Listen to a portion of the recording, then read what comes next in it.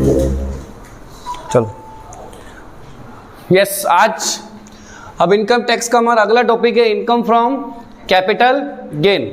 Last हमने income from house property पढ़ा, ठीक है, और उससे भी पहले रेजिडेंशियल स्टेटस पढ़ा, फिर एक इंट्रोडक्शन पढ़ा। अब इनकम फ्रॉम आपका है कैपिटल गेन। तो इनकम फ्रॉम कैपिटल गेन देखना, आपका इनकम फ्रॉम जो सोर्सेस होते हैं इसका ये आपका सेकंड हेड है। पहला हेड आपको पढ़ा चुका हूँ इनकम फ्रॉम हाउस प्रॉपर्टी, और दूसरा हेड है इनकम फ्रॉम आपका कैपिटल गेन। देखो कैपिटल गेन का बिल्कुल बेसिक सा मीनिंग होता है। कैपिटल गेन का मीनिंग होता है कि आपके पास कोई कैपिटल असेट्स होनी चाहिए।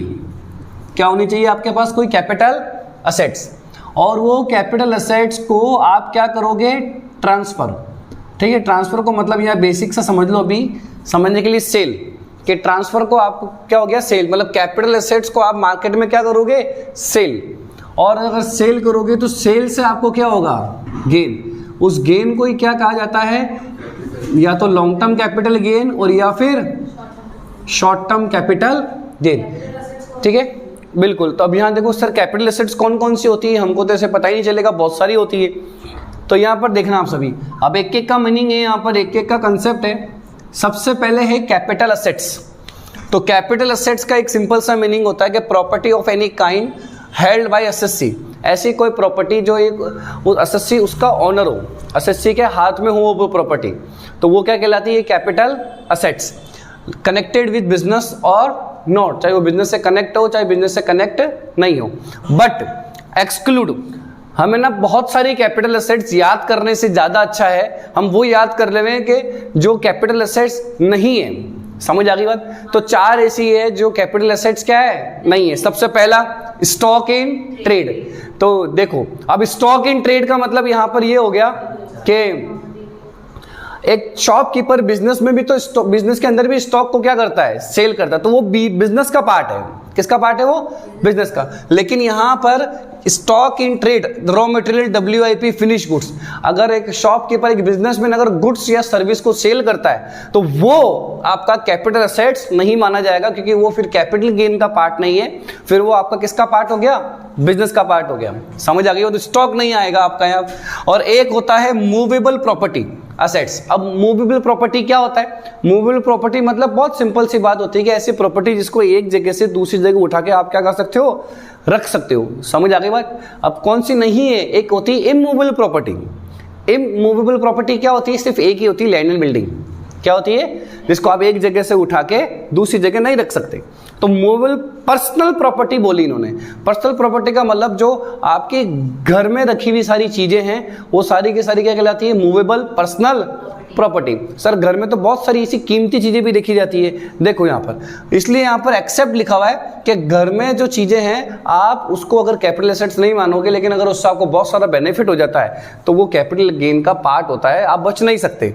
जैसे except jewellery, drawings, painting, sculpture यानी मूर्तियां, archaeological collection, any other work of क्या है? आर्ट। ये टोटल 1 2 3 4 5 6 ऐसी चीजें हैं जो घर में तो रहती है लेकिन फिर भी इसको क्या माना गया है? कैपिटल असेट्स, क्योंकि ये एक्सपेंसिव चीजें होती है, इससे आपको बेचने से मोस्ट ऑफ या तो प्रॉफिट होता है या फिर क्या होता है?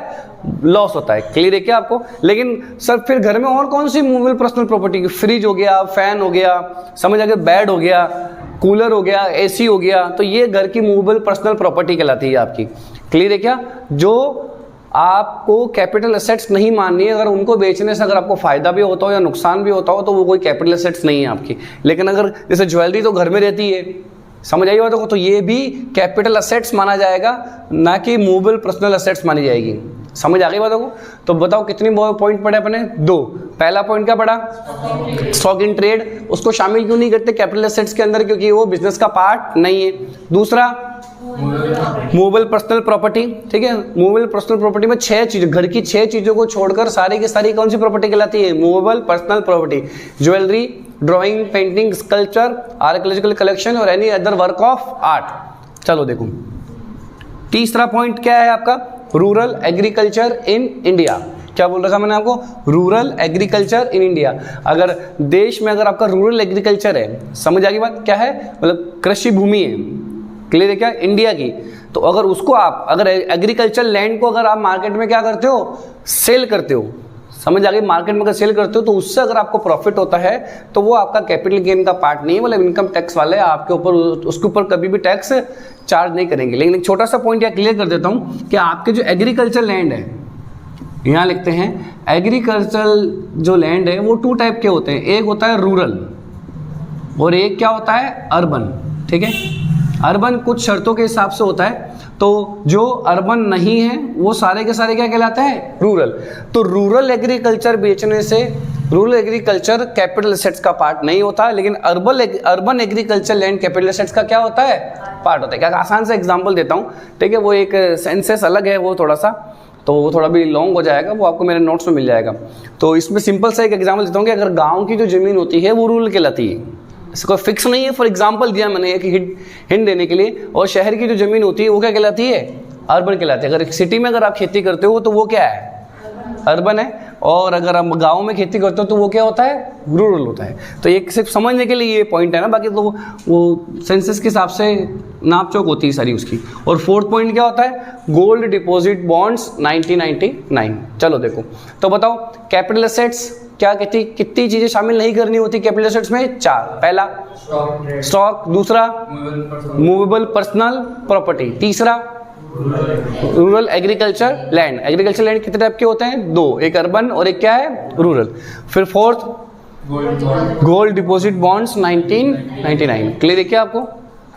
चलो अब अगला देखो, सर कैपिटल एसेट्स का मीनिंग समझ में आ गया, वो 4 चीजें शामिल नहीं करनी। दूसरा क्या है यहाँ पर, ट्रांसफर। ट्रांसफर का कोई ऐसा खासा बड़े मीनिंग नहीं है यहाँ पर, सीधा सीधा ध्यान रखना है कि मार्केट में गुड्स को क्या कर देना, सॉरी ये कैपिटल एसेट्स को क्या कर देना, सेल कर देना। और या फिर एक्सचेंज भी इसके अंदर क्या हो सकता है, शामिल हो सकता है। एक्सचेंज का मतलब एक एसेट्स के बदले हमने क्या ले ली, दूसरी एसेट ली, तो भी वो क्या है, आपका ट्रांसफर कहलाएगा। क्या कहलाएगा? तो कोई भी कैपिटल एसेट्स ट्रांसफर एक जगह से दूसरी जगह, मतलब इसका ओनर अब हम नहीं है, अब इसके ओनर कौन है, कोई और है, तो वो ट्रांसफर होता है। और उस ट्रांसफर होने से अगर आपको क्या हो जाता है, गेन भी हो सकता है, और क्या हो सकता है, लॉस भी हो सकता है। तो गेन होता है, तो वो गेन भी कितने टाइप के होंगे आपके, 2 टाइप्स के। पहला क्या टाइप है, लॉन्ग टर्म कैपिटल गेन, और दूसरा टाइप क्या है, शॉर्ट टर्म कैपिटल गेन। और लॉस होता तो गेन की जगह क्या आ जाएगा, यहाँ पर लॉस हो जाएगा। सर अब ये लॉन्ग टर्म की डेफिनेशन क्या होती है और शॉर्ट टर्म की डेफिनेशन क्या होती है, समझ आ गई बात? Sir long term capital gain की डेफिनेशन है और शॉर्ट टर्म कैपिटल की डेफिनेशन है कि सर असेट, कैपिटल एसेट्स के पार्ट्स भी कितने हो गए, 2 हो गए। एक पहला क्या हो गया, लॉन्ग टर्म कैपिटल एसेट्स, तो दूसरा क्या हो गया, शॉर्ट टर्म कैपिटल एसेट्स। बात समझ में आ गई?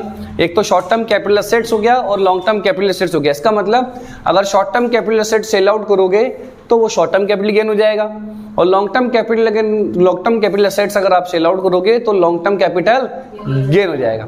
तो इसके लिए हमको क्या समझना है, अब कैपिटल एसेट्स के क्या करने हैं, टाइप्स।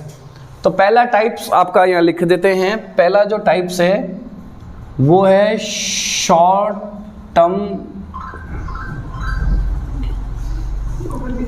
Capital assets. क्या है वो, शॉर्ट टर्म कैपिटल असेट्स। देखना आप सभी, तो शॉर्ट टर्म कैपिटल असेट्स में 3 कैटेगरीज डिस्ट्रीब्यूट करके रखी हुई है। कितनी कैटेगरी, 3। सबसे पहली जो कैटेगरी है वो 12 मंथ की है। कितने मंथ की है, 12 मंथ या फिर 1 ईयर।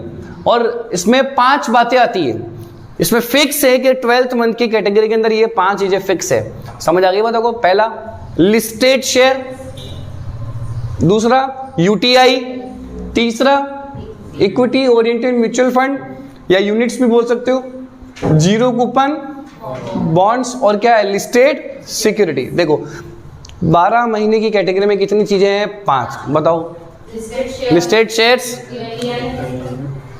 ऊपर नीचे चलेगा, unit trust of India, equity oriented units या बॉन्ड्स, फिर जीरो कूपन बॉन्ड्स और listed securities. Total number of points आपके यहाँ कितने हैं, 5। क्लियर है क्या आपको? तो 5। अगर आपने इन 5 असेट्स को पहले परचेज किया, 5 कैपिटल असेट्स को क्या किया, परचेज, तो परचेज करने की डेट से लेकर अगर आपने उसको 1 साल के अंदर अंदर ही क्या कर दिया, बेच दिया। समझ आ गई बात? मैंने क्या बोला आपको कि परचेज करने की डेट से लेकर अगर आपने इसको with in A one year 12 महीने या उससे पहले ही क्या कर दिया आपने, बेच दिया, तो फिर ये आपके लिए क्या हो जाएगा, शॉर्ट टर्म कैपिटल असेट्स बन जाएगी। क्या बन जाएगी वो? और फिर उससे होने वाले प्रॉफिट को क्या कहोगे आप, गेन, और उससे होने वाले लॉस को क्या कहोगे, लॉस। तो वापस सुनना कि यहाँ पर 5 पॉइंट आते हैं कैटेगरी में। एक कैटेगरी में कितने पॉइंट आते हैं, 5। तो इन 5 पॉइंट को अगर आपने जिस दिन खरीदा तो वहां से 12 महीने, वहां से क्या है 12 महीने, 12 मंथ, विद इन 12 मंथ, 12 महीने के अंदर अंदर आपने क्या कर दिया, इसको सेल कर दिया, तो फिर वो कैपिटल असेट्स किस में कन्वर्ट हो जाएगी, आपकी शॉर्ट टर्म कैपिटल असेट्स। इसका मतलब कोई भी कैपिटल असेट्स उसके नेचर से शॉर्ट टर्म और लॉन्ग टर्म नहीं हो रही, उसको अपने पास रखने से क्या हो रही है, शॉर्ट टर्म और लॉन्ग टर्म हो रही है। अगर आपके पास वो 1 साल के तक पड़ी है, उसके बाद भी पड़ी है, तो वो फिर किस में कन्वर्ट हो जाएगी, आपकी लॉन्ग टर्म में हो जाएगी। दूसरी कैटेगरी क्या कहती है, इनको सिर्फ ए में ही डाल सकते हो, बी में नहीं डाल सकते। बी कैटेगरी के लिए 2 पॉइंट है, जो कि कितने मंथ के लिए हैं, 24 मंथ के लिए हैं, और कितने ईयर के लिए, 2 ईयर के लिए। इसमें 2 ही बातें आती है, immovable property land and building, और दूसरा क्या आता है, अनलिस्टेड शेयर्स, और क्या है, सिक्योरिटीज। अगर ये 2 चीजें खरीदने से लेकर अगर आप 24 महीने के अंदर अंदर, अगर 24 महीने के अंदर अंदर 24 मंथ या विद इन 2 ईयर, इसके अंदर अंदर अगर आपने सेल कर दिया तो फिर वो क्या हो जाएगी, शॉर्ट टर्म। और उसके बाद अगर आपने सेल किया, मतलब 24 महीने से भी ज्यादा आपने अपने पास रखी है प्रॉपर्टी, तो फिर वो क्या हो जाएगी, लॉन्ग टर्म। चलो देखो तीसरा, 36 मंथ और क्या है, 3 ईयर। क्या लिखा मैंने आपका, 36 मंथ और 3 ईयर। तो 36 मंथ और 3 ईयर का मतलब है कि ए और बी को छोड़कर, मतलब टोटल नंबर ऑफ 7 आइटम्स को छोड़कर जो भी होगा वो सारा का सारा कौन सी कैटेगरी में चले जाएगा, सी कैटेगरी में चले जाएगा। और जो लाइक मैंने यहाँ पे लिख दिया एग्जांपल के लिए छोटा सा, ज्वेलरी। क्या लिख दिया यहाँ पर, ज्वेलरी। अरे समझ आ गई आपको बात है? चलो अब यहाँ ध्यान से समझना आप सभी।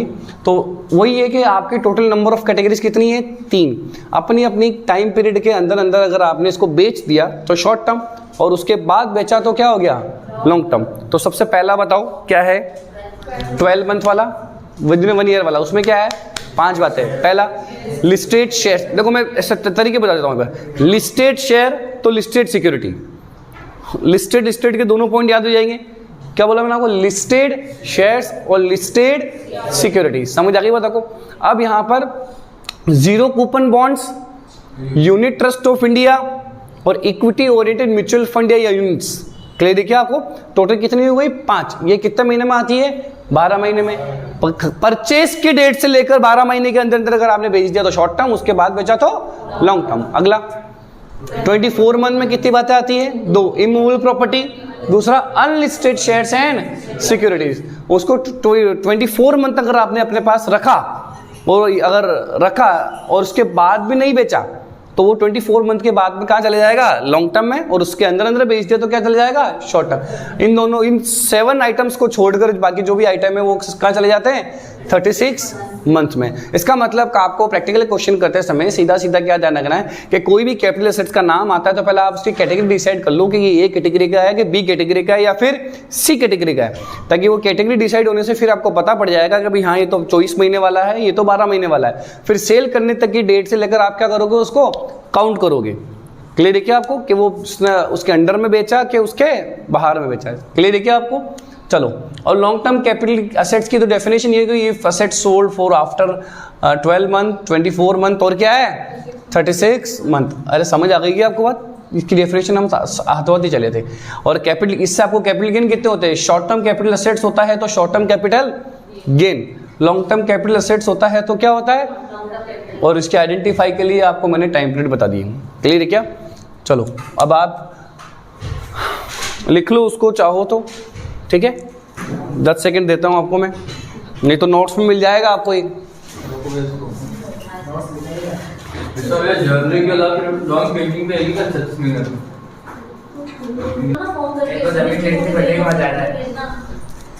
यस, अगला देखो। चलो अब यहाँ शांत हो जाओ सभी, यहाँ देखो। अब अगला इस चैप्टर का पोर्शन है, अभी जो हमने पढ़ा शॉर्ट टर्म कैपिटल गेन और लॉन्ग टर्म कैपिटल गेन। तो उसको कंप्यूट कैसे करते हैं, यानी कैलकुलेट कैसे करते हैं, देखो।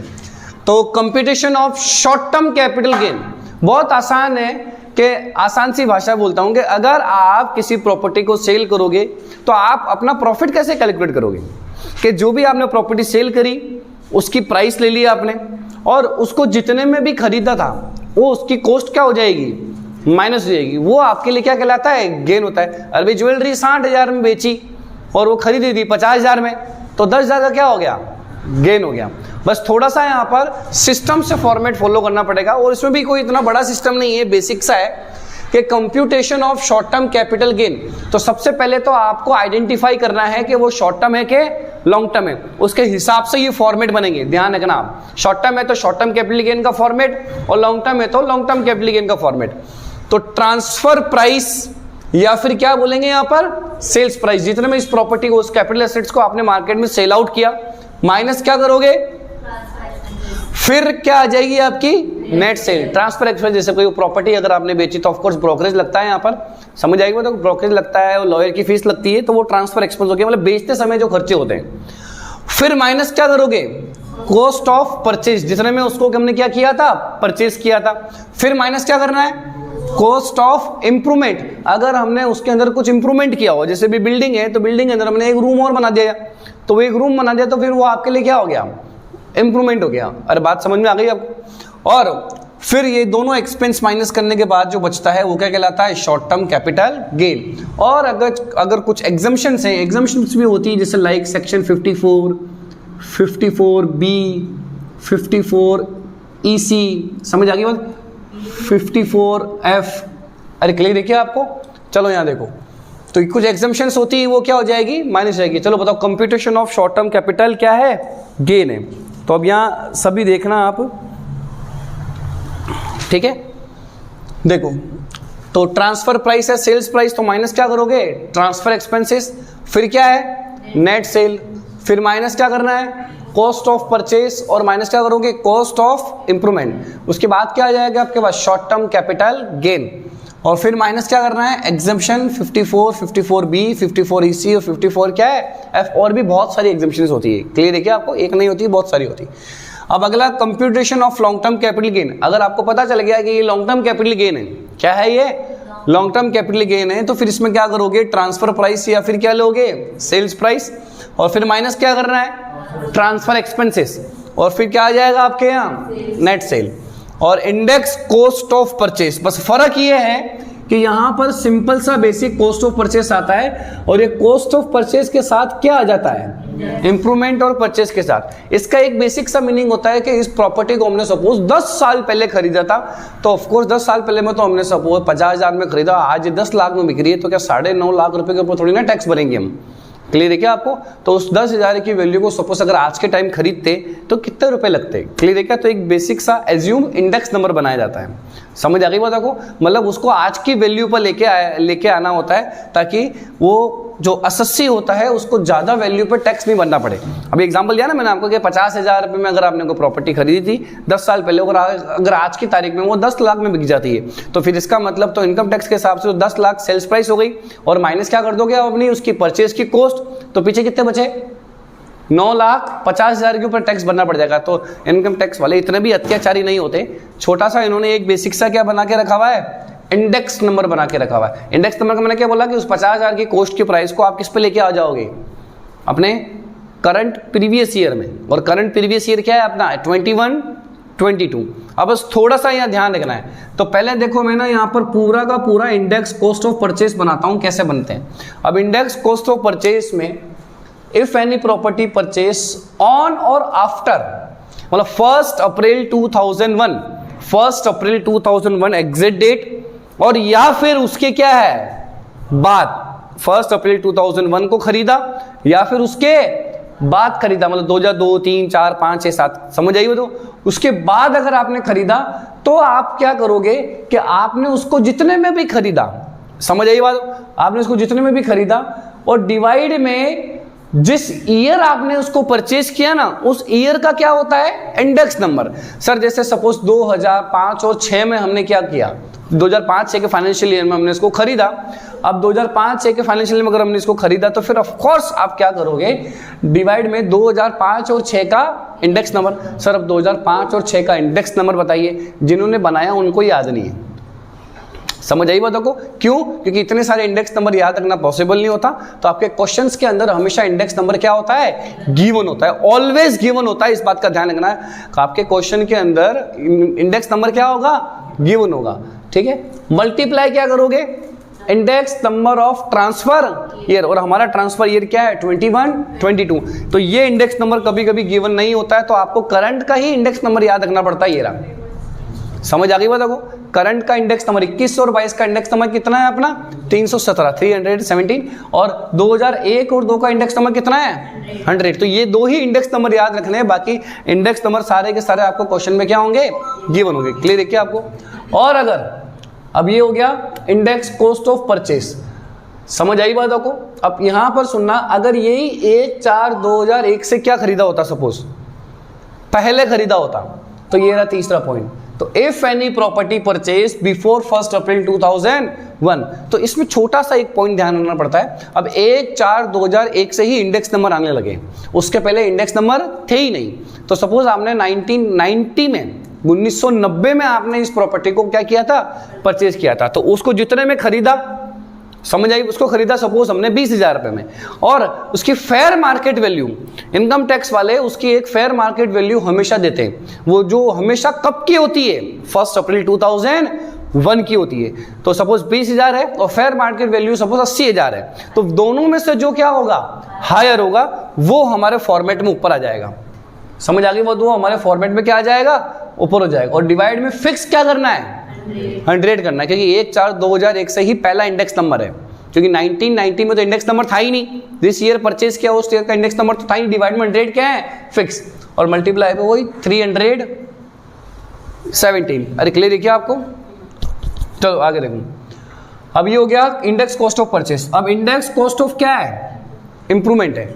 अब इंप्रूवमेंट में क्या होता है कि यहां पर वही, अगर आप इंप्रूवमेंट कब करते हो 1/4/2001 के बाद, तो जिस ईयर इंप्रूवमेंट की जितनी कॉस्ट आई उसको ऊपर लिख दिया, और जिस ईयर आपने इंप्रूवमेंट किया उस ईयर का इंडेक्स नंबर, जो कि आपको याद रखने की जरूरत नहीं है, क्वेश्चन में गिवन होगा, और मल्टीप्लाई में 317 ट्रांसफर ईयर वाला। और अगर यही आपने इंप्रूवमेंट कब किया होता, 1/4/2001 से पहले, तो फिर उसको पूरा का पूरा क्या कर देते हैं, इग्नोर। वो इंप्रूवमेंट आपके फॉर्मेट के अंदर आएगा ही नहीं। अरे क्लियर है क्या? वो इंप्रूवमेंट आपके फॉर्मेट के अंदर आएगा ही नहीं। उसकी उस इंप्रूवमेंट की वैल्यू क्या मानी जाएगी, 0 मानी जाएगी। सर क्यों? क्योंकि 1/4/2001 से पहले इंप्रूवमेंट क्या है, तो वो 23 साल पुराना इंप्रूवमेंट क्या आज उतने रुपए दे देगा क्या आपको? वो भी तो पूरा क्या हो गया, पुराना हो गया। अरे क्लियर है क्या आपको चीज? चलो ठीक है। तो ये आपका इनकम फ्रॉम कैपिटल गेन पूरा कंप्लीट हो गया, और कुछ एग्जम्पशंस हैं जो मैं आपको बिल्कुल नोट्स में दे दूंगा मैं आपको, ठीक है? तो इनकम फ्रॉम कैपिटल गेन का कंप्लीट क्वेश्चन हो गया। फिर अगली क्लास में कल मिलेंगे हम।